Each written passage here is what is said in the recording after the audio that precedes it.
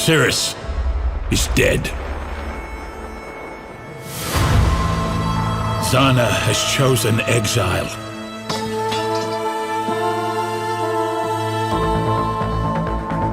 But the Atlas of Worlds remains a beacon for eldritch horrors. We imprisoned the Elder. We placated the Maven. We've been preparing for the arrival of another, but we never expected four. They embody insatiable hunger, crushing darkness, searing flame, merciless wrath.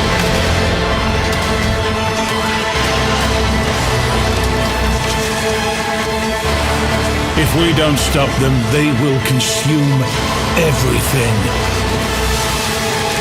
This is a war for our very existence.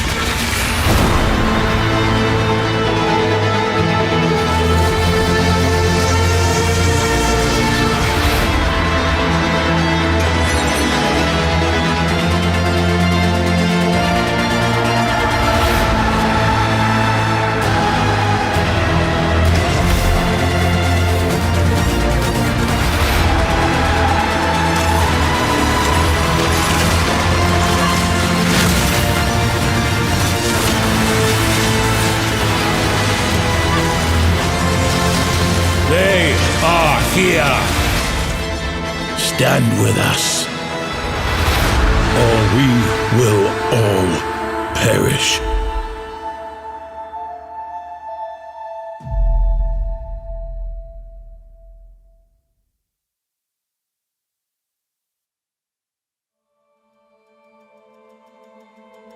The events in Siege of the Atlas take place after the defeat of Cirrus. With Zana leaving to pursue her own agenda, Commander Kirack has taken responsibility for defending the Atlas and Рэкласт against whatever eldritch horrors might arrive. Because Oriath was decimated by both Kitava and then Cirrus, Kirack has moved several map devices to an isolated island in the Kurui archipelago and has established a militia in order to prevent another event like the Cirrus incident. In this expansion, you will join Kirack's militia and will be asked to scout the front lines of the Atlas for threats. After encountering the Maven, you will learn that two more eldritch horrors like her or the Elder are on their way to the Atlas. Unlike her though, their intentions are driven by the need to consume absolutely everything they encounter. You must learn what you can do about these entities and attempt to prevent the existential threat they pose to Рэкласт.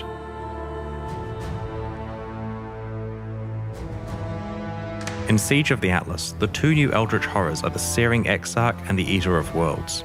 These are similar to other pinnacle Atlas bosses of the past, such as the Elder, the Shaper, the Maven, and Cirrus.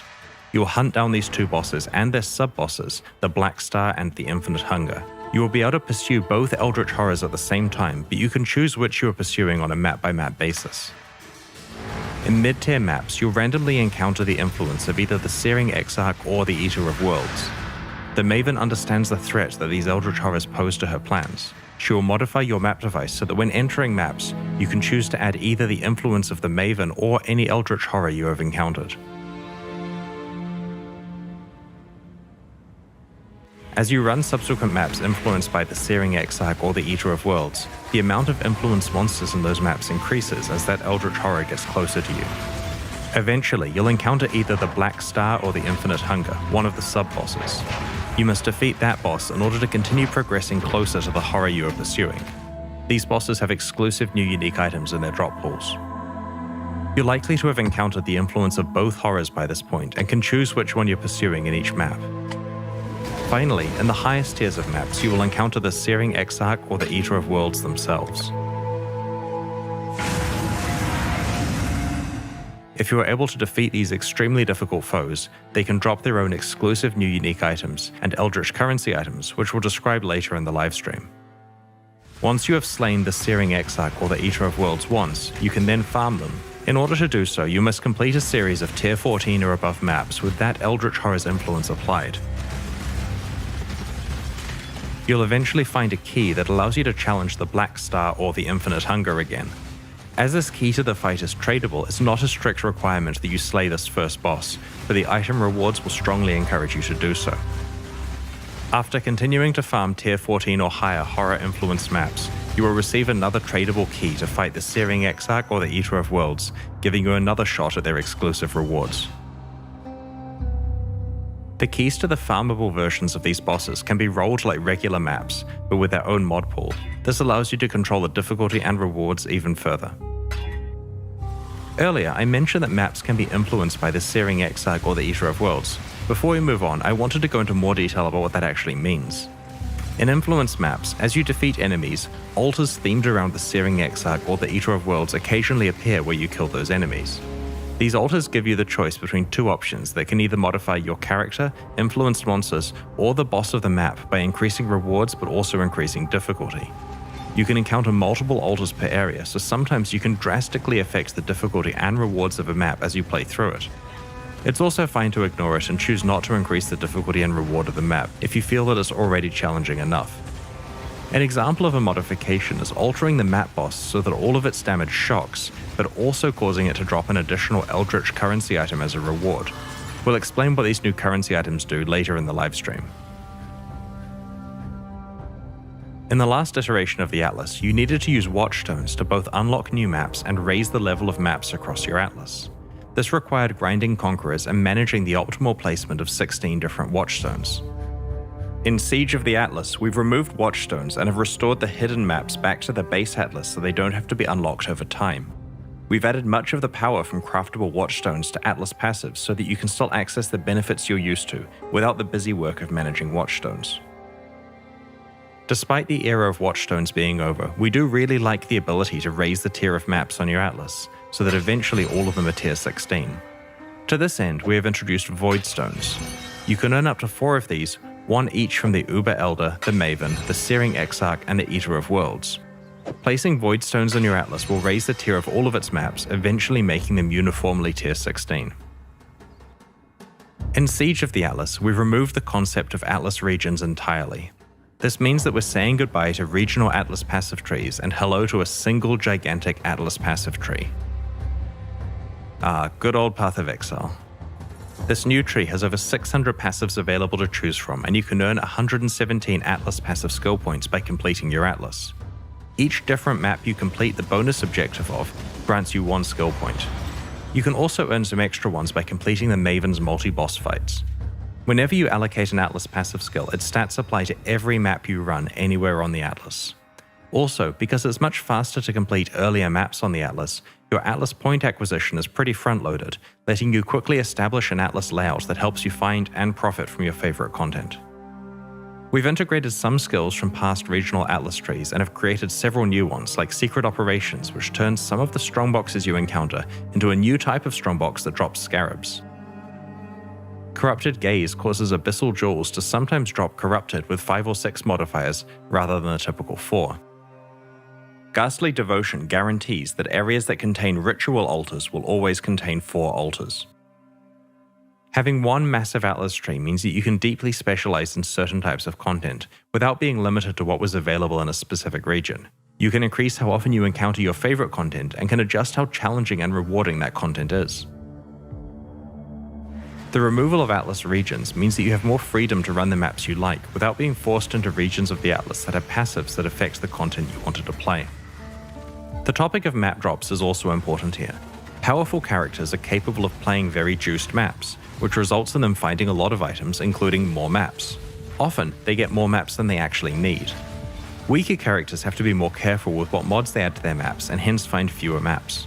This new Atlas tree lets you choose how much you want to invest in a map tier upgrade that used to be the Atlas completion bonus, which means that powerful characters who don't need extra maps can instead focus those points on improving the rewards from content they play.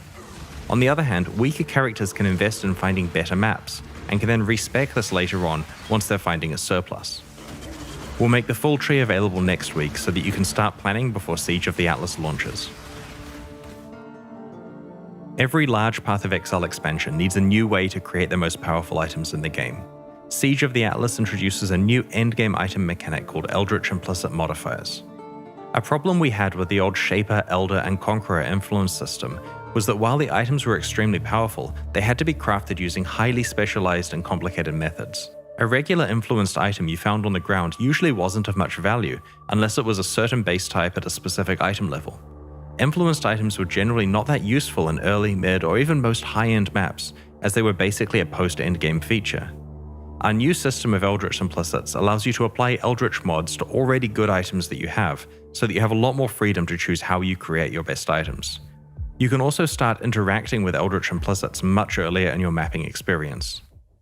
As you know, Path of Exile items can have an implicit mod that either comes built into the item based on what type it is, or can be modified with systems such as Vile Corruption.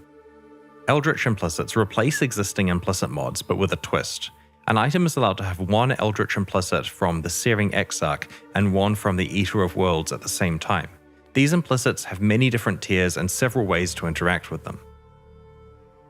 While playing maps in Siege of the Atlas, you may find some new currency items. Eldritch Ember and Eldritch Ichor, corresponding to the Searing Exarch and the Eater of Worlds respectively.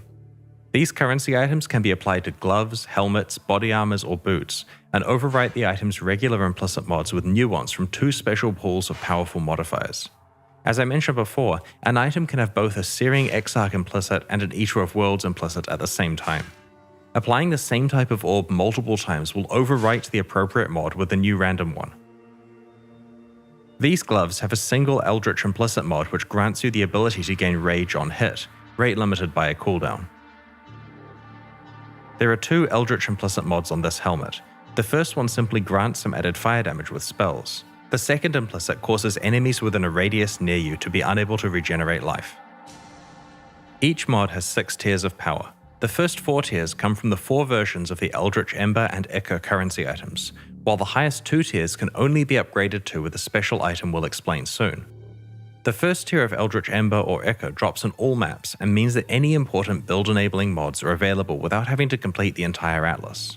The second and third tiers come from exploring maps influenced by the Eldritch Horrors, and the 4th tier drops from the Searing Exarch or the Eater of Worlds themselves.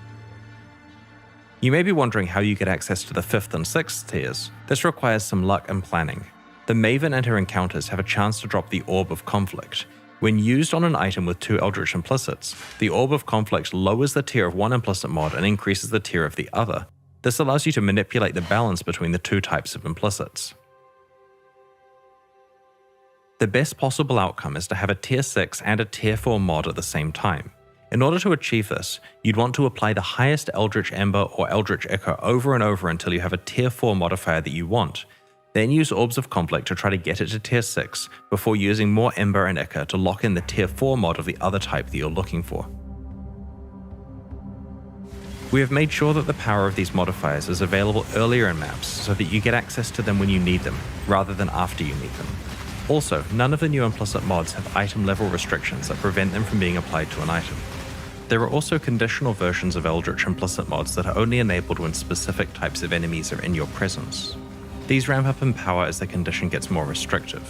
These conditional mods are designed for players who feel that they have sufficient clear speed for easier monsters and want to specialize in being even more effective against the really tough bosses where it matters.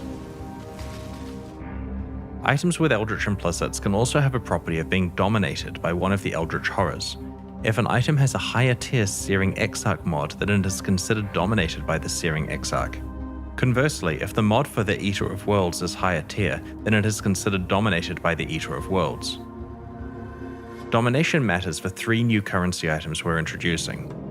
The Eldritch Chaos Orb will reroll the prefixes of an item if it is dominated by the Searing Exarch, or the suffixes if the item is dominated by the Eater of Worlds. The same is true for the Eldritch Exalted Orb and the Eldritch Orb of Annulment, which add or remove a prefix or suffix depending on which horror dominates the item. These very rare currency items give you a large degree of control over your endgame rare item crafting if you're able to manipulate the Eldritch implicits correctly. It's important to note that you can't apply Eldritch implicit mods to influenced items. By that, I mean items that have the old type of Shaper, Elder, or Conqueror influence. The Siege of the Atlas expansion contains a whole roster of new unique items, which drop from the 4 new Atlas bosses we have introduced. All of these are powerful uniques, and we'll show you 6 of them today. The Ashes of the Stars Onyx Amulet increases the level of all of your skill gems and grants them an additional 20% quality. It also improves the reservation efficiency of your skills and lets you level all of your gems faster, which is really useful for gems such as Empower and Enlighten. The big boost to quality is very valuable with some alternate quality gems, as well as certain skills like curses.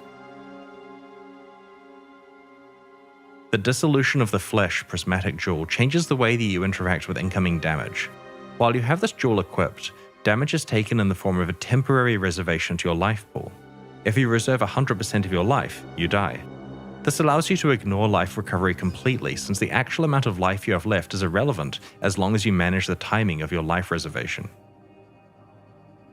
The Polaric Devastation Opal Ring introduces a new debuff called Covered in Frost, and gives you another way to apply the existing Covered in Ash debuff. This is a solid ring for anyone specializing in either fire or cold damage. In a similar vein to Covered in Ash, Covered in Frost causes the target to take 20% increased cold damage and lowers their critical strike chance. The Ceaseless Feast spiked gloves have a new debuff called Corrosion, which you can stack up on enemies to remove their armor and evasion. This is not only a great way to reduce their physical damage reduction, but the gloves also have an additional bonus that applies when you have stripped away all of the enemy's armor or evasion.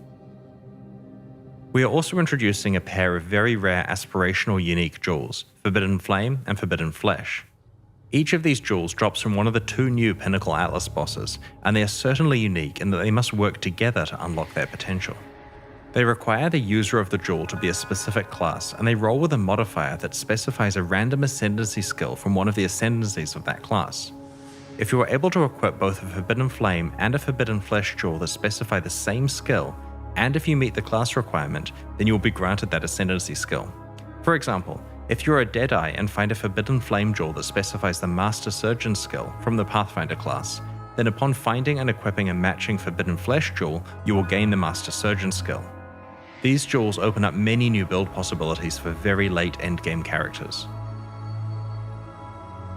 The Favored Map system allows you to find more of the maps that you want to play. In the old Atlas, there were 3 favored map slots available to unlock in each region. Now that regions have been removed, favored map slots can be unlocked by meeting various objectives like completing a Tier 16 map or defeating an Elder Guardian. There are 12 favored map slots that can be unlocked. These now apply to all map drops on the Atlas, rather than affecting map drops in just one region. Each slot provides a 10 times multiplier to how frequently its corresponding map drops, relative to other maps. You can select 12 different maps as your favored maps, or you can put the same map type in all 12 slots for a massive 120 times boost to its occurrence in your drop pool. This is particularly powerful once you've socketed all 4 Void Stones into your Atlas, making all of your maps Tier 16, and with a 120 times multiplier applied to a specific map. In this case, the specific map you have chosen will constitute over 50% of all Tier 16 map drops. Sextants can be found from Tier 14 onwards and are applied to Void Stones. When you use one on a Void Stone, it affects your whole Atlas. Because Void Stones come from the highest tier content, we've removed Simple Sextants and Prime Sextants, as they can no longer be used when you would typically acquire them. We've added the mods from these sextants to the pool of mods that Awakened Sextants have. Because this dilutes the pool of mods that Awakened Sextants can roll, we've increased the frequency at which you acquire Awakened Sextants. Your existing Simple and Prime Sextants will be converted to Awakened Sextants at the launch of Siege of the Atlas. We have made no changes to Elevated Sextants. With the new Atlas system as context, we have done a balanced pass of all Sextant mods. This resulted in a slight reduction to the amount of content or monsters that a given Sextant mod introduces to an area. We've removed the Nemesis Monsters Drop 3 additional currency items mod, both because it's busted, and because it's incompatible with our future plans for the Arch Nemesis League content. We've also added a whole bunch of new Sextant modifiers. The general intention behind these new mods is that they give a strong benefit while adding extra difficulty, or reward players for specializing into having other leagues present in an area. For example, there's a Sextant mod that ensures that all breaches in an area belong to Chayula.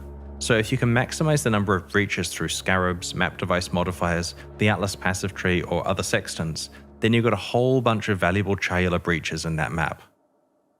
With the removal of Watchstones, players would have lost the ability to swap in and out Watchstones with different Sextant modifiers on them depending on which maps they were running. We like the strategic use of Sextants, so we have reintroduced this behavior with a new currency item called the Surveyor's Compass. This can be applied to a Void Stone with a Sextant mod on it to itemize that Sextant mod for later use or trade.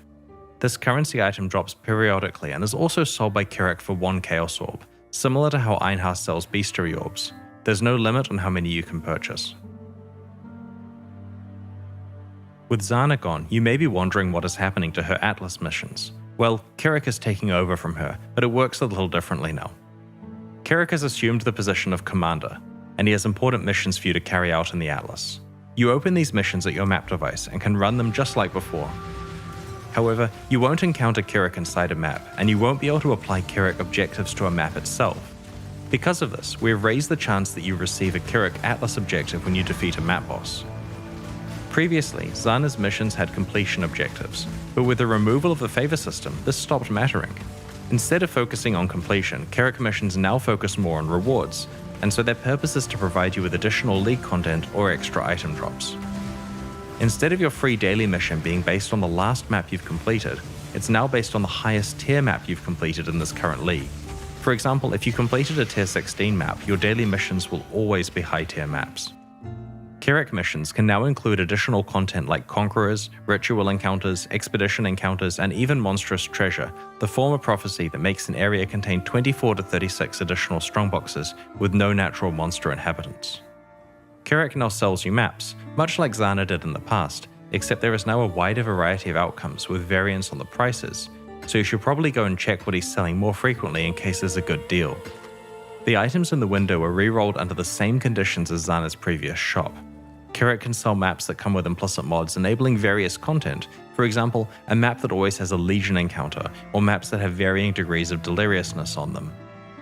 As you play through maps, you'll occasionally find Atlas scouting reports, essentially communication about important missions from other people who scouted the Atlas and didn't survive.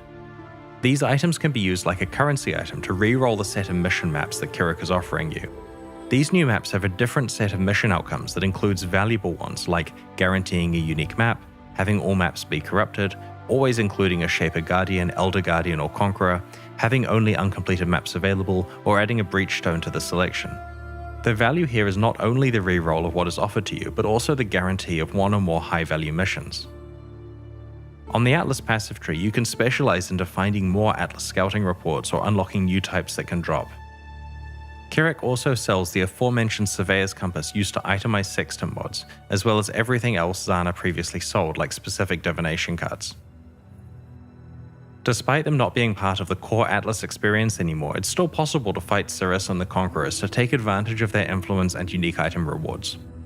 Tier 14 or higher map bosses now have a chance to drop maps influenced by the Shaper, the Elder, or a random Conqueror.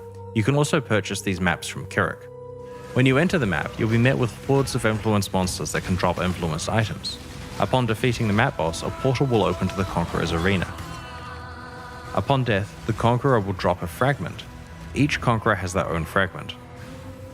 Combine all 4 fragments in your map device to open a set of portals to the Cirrus encounter.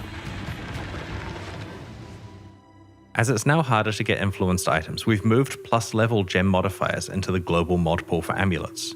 So it's now possible to get the powerful +2 levels to certain gems without having to use influenced amulets. Now that Cirrus and the Conquerors are no longer core parts of Atlas gameplay, they will not drop awakened gems. These gems can now drop from Maven invitations. Arch Nemesis is a challenge league that reinvigorates fights with rare monsters. It introduces around 60 new monster mods and allows you to customize your rare boss fights to control your level of risk and reward. These mods can be combined in over 35 recipes to create new, more powerful and rewarding mods. As you play through the league, you'll discover more recipes and learn how to best utilize them to get the most valuable rewards. When you slay regular rare and magic monsters in the Arch Nemesis League, they sometimes drop an itemized version of a new Arch Nemesis monster modifier. You store these in a dedicated inventory panel so they don't clutter your regular inventory. Over the course of each area you play, you'll encounter 4 monsters that are frozen in place, petrified, and bound to an Arch Nemesis statue. When you find such a monster, you can free it by empowering it with an Arch Nemesis mod. If you're able to successfully defeat the empowered monster, then you will receive the fixed reward that corresponds to that modifier. The trick that makes this league awesome is the 4 petrified monsters per area. You see, the mods you apply will accumulate as you play through the area. When you empower your second monster, it also has the mod you applied to the first monster. This results in a fight that has twice as many dangerous mods and twice as many rewards. Even though you receive the reward from the first mod when you killed the first petrified monster, you receive a second reward of that type when you kill the second petrified monster. The same applies to the third and fourth fights in the area as well. By the time you defeat the fourth monster, you'll have received the first reward 4 times, the second reward 3 times, and so on. Take care when picking what order you consume your mods so that you can maximize your rewards. More than half of the available mods are created by combining other mods together on the same monster. As an example of how this works, if you apply both Incendiary and Hasted to the same monster, then in addition to the rewards that these 2 mods grant, you will also receive an itemized Flamewalker mod upon killing the monster. This can then be applied to another petrified monster later on to complete further recipes. These recipe mods yield substantially more dangerous encounters and have more valuable rewards. Even if you're not completing a recipe with your modifiers, you can still combine them to get some ridiculous combinations of rewards. For example, defeating an Innocence-touched enemy grants 3 currency rewards and converts all other rewards into currency. Defeating a mirror image enemy grants a divination card reward and rerolls all rewards 3 times, yielding the rarest result. Killing a Flamewalker enemy grants 3 weapon rewards. Killing a toxic enemy grants a generic reward plus a gem reward. If you were to kill an enemy with all 4 modifiers, you get a total of 9 currency rewards, each rolled 3 times and dropping the best result. But if you apply the mods in the order mentioned above, then as you kill each of the 4 monsters in the area, you'll receive the earlier rewards multiple times. The end result is the equivalent of getting 60 currency rewards and receiving the best 20 plus 3 regular currency rewards. As you can see from this example, even the basic rewards that offer say 3 random weapons are really useful because you can combine them with reward conversion mods to take advantage of their high item counts. We're looking forward to seeing what other types of crazy ways you manage to combine your arch-nemesis rewards. To prevent you having to backtrack, there are more than 4 possible locations where you may encounter petrified monsters in each area, but only the first 4 you encounter can be empowered and fought. Arch-nemesis mods cannot be traded with other players. Your progress is your own. We designed this league to be a relatively simple one to go alongside all of the new Atlas content in this expansion, and it exceeded our expectations. The fights are fun, the rewards are punchy, and there are a lot of tough decisions about which reward combinations or recipes you can pursue. In Siege of the Atlas, our balanced goal is to take 2 very common gameplay archetypes that struggle with endgame content and to buff them so that they're in a much better place compared to other builds. The ones we are targeting are hit damage bow characters and handcasting spellcasters. If you haven't checked out the balance manifesto about these changes that we posted recently, I'd encourage you to read all about them in the patch notes that will be posted when the livestream ends. To be clear, this expansion does have a few of the usual nerfs to the most overperforming builds, but for the most part, the majority of balance changes are buffs. The goal is that players who play hit damage bow builds and handcasting spellcasters are significantly more competitive. Alongside Siege of the Atlas, we're introducing 2 new types of stash tab, one for flasks and one for gems. A side effect of this is that you're able to set your regular tabs to have affinity for flasks or gems, regardless of whether you've purchased the new specialized tabs. The Gem Stash tab allows you to easily store and sort your collection of up to 500 skill and support gems. By default, it displays all gems stored in the tab, but you can use one of the 4 categories at the top to filter between red, green, blue, and white gems. There's a drop-down that allows you to pick your preferred sorting method, such as current gem level, required level, or quality, to easily find whatever gem you're looking for. The Flask Stash tab allows you to store 500 flasks and can be filtered to show life, mana, hybrid, utility, and unique flasks. You can also use the drop-down to change the sort order between item level, base type, and quality. This allows you to quickly find flasks of a certain type, potential flasks to vendor for glassblowers baubles, or high item level flasks for crafting. Remember that regardless of whether you've purchased these new tabs, you'll still be able to set up affinities for gems or flasks on your existing stash tabs. Alongside the launch of Siege of the Atlas, we are hosting a competitive event where players will race to be the first to kill a trio of bosses, the Maven, the Searing Exarch, and the Eater of Worlds. The event will take place in the hardcore solo self-found Arch-Nemesis League. We have some interesting prizes in store for the winners. Keep an eye on the news next week for more details about how this event will work and what its prizes are. We're almost at the Q&A, but first I'd like to show you the new supporter packs we're releasing today to help fund development of future Path of Exile expansions. Our new packs are called the Worm and Emberkeep supporter packs. Like our recent League packs, there are 3 tiers available, each of which include points equivalent to the cost of the pack, plus many exclusive cosmetic microtransactions like apparition effects, armor sets, weapon skins, forum badges, titles, and social frames. The Worm series comes with an exclusive pet, and the Emberkeep series comes with an exclusive weapon effect. These new packs are in addition to the 2022 core packs that we released recently. Remember to check those out if you haven't already.